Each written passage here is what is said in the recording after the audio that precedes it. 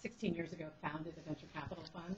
I've had the honor of supporting more than 60 Bay Area companies who've created thousands of jobs by rolling up my sleeves with entrepreneurs and helping them take an idea and turn it into something of value. I've also spent about a decade working on public education reform because I've been outraged by the state of public schools, not just here, but across urban communities in our country. I was fortunate to have a great mentor in my life, a woman named Ann Richards, the first elected female governor of Texas, who instilled in me an obligation to go into public service with two pieces of advice. Achieve what you want to achieve professionally before you serve. So it really is about service and giving back to the community, which I will tell you, as I was standing out on the Judah line this morning in Coal Valley in the very cold, it feels very purpose-driven. So it's inspiring to actually be out and engaging with the people. It doesn't have that angst of I have to get the job. And then she said, as a mother, it would be easier if your children are older. And with all these crazy long days and nights, was also a good piece of advice. 2 years ago, I started what I called a listening tour, and I went neighborhood by neighborhood and just talked to people about what they loved about the city, what they were concerned about, and what they wanted in the next phase of leadership. And it was through that process I said I have an obligation to step up and run. I have to say I discovered the silent majority of people in San Francisco who felt like their voice just wasn't being heard, and the idea of serving the community was being lost. I always say my moment of obligation when I knew I had to run was when I became convinced the only way to significantly impact public education is if the mayor makes it a high-level priority. It's going to take a community-wide effort to transform things. We have to grow our way out of the budget deficit, and we're going to do that by keeping jobs in the city. So many of the entrepreneurs I work with start here and then leave. And that people are willing to pay their fair share in San Francisco, but we have to be more open about where people's money goes, and whether it's the crazy high-priced parking tickets or the punitive fees and fines that people feel, especially our small businesses. We need to transform that. In terms of how we're running a campaign, we are the grassroots campaign. We've knocked on, I think, a little more than 120,000 doors already. We do neighborhood invasions. We work the bus stops in the morning. I walk every merchant corridor. I've knocked on probably 7,700 doors myself, and we just think it's an incredibly important process to engage with people person to person. And that's me. Thank you. Tony? Thank you. Thanks for inviting me here. I'm running for mayor, Tony Hall, running for mayor to be the only independent, not part of the Democratic machine that's running this town, to return the direction of this town to the people, to serve people and not politics. As many of you know, I've been a city administrator at 7 different city departments, chief administrator at Treasure Island. I was a supervisor for 4 years. I started in the 60s working as a pension reform investigator for the retirement system. Was on Mayor Joe Aliotto's staff, chief administrator for the district attorney's office, administrator on the board of supervisors under Harvey Rose. Ran for office in 2000, was elected as supervisor in District 7, kept my 4 promises that I ran on to rebuild Harding Park, Lake Merced, Youth Guidance Center, Ocean Avenue, Business Quarter, and I accomplished all of that within 2 years, kept my promises. At Treasure Island, I was asked to sign illegal contracts for the development of that island, which I refused to do and left. I'm very proud of that move, preserving the integrity of democracy and city government. I'm running to restore San Francisco to a vision that we all know and have, people that are born and raised here, to once again return it to one of the greatest cities in the world. Right now you have a political machine that has been running this town for the last 20 years. Unfortunately, they're all Democrats. I'm the only non-Democrat running in this race. I'm running on a platform that I have distilled over 35 years of public service that is absolutely essential to the working of good government. One is the elimination of systemic corruption. Absolutely zero tolerance. 2, how do we use the local economy to promote jobs? Very simple. You streamline the permitting process. You engage over-the-counter issuing of permits. Get rid of the red tape, the unnecessary fees, taxes, etc. Return our hotel tax back to our #1 industry. Reduce the parking meters so our local businesses can be patronized. Budgetary and fiscal responsibility, an absolute return to zero-based budgeting. And I know the other candidates are just finding out what that is. This city operated under that for 60 years. Now it's no longer that way. It's add-on. Cost of living increases last year's budget.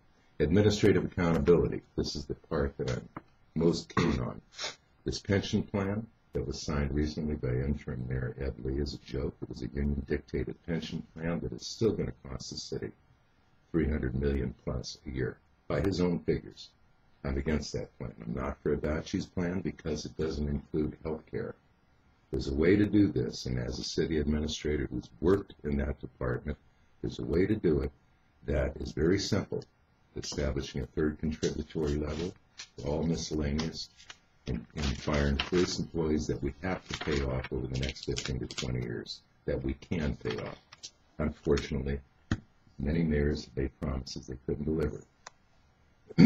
Homeless reform, you all know what that's about. I've written about it in your newspaper. It's getting rid of the waste and inefficiency that the homeless service industry nonprofit providers are costing this city, which is 10 times more than it was 10 years ago. My 3 minutes are up. Honest, open, transparent government, safe and clean streets. And listen, thanks for the opportunity to ramble through that. Yes, sure. Why don't we let it finish? I can argue about who voted what record. I think that's what you're looking at. No, I was going to say that I'm a decline to state, so That's terrific. How'd you voted? I voted Have for the you best voted? people and the best ideas. No, I'm saying a decline to Okay. state related to, like you said, you're the only independent. I'm the only person who's never been registered to a party in the last. Let me clarify that. Is that an answer for you? I've never been registered to a party. Okay. Senator Gage. My name is Leland Yeat, running for mayor. Came to this city, this country when I was 3 years old. Grew up in San Francisco, Chinatown. Lived in an SRO with my mother and my sister. Attended the public schools from elementary, middle school. Back in those days, it was called junior high school. High school. Graduate from Mission High School. All of my kids have attended public schools. I have a passion for children. I have a passion for our families and the middle class.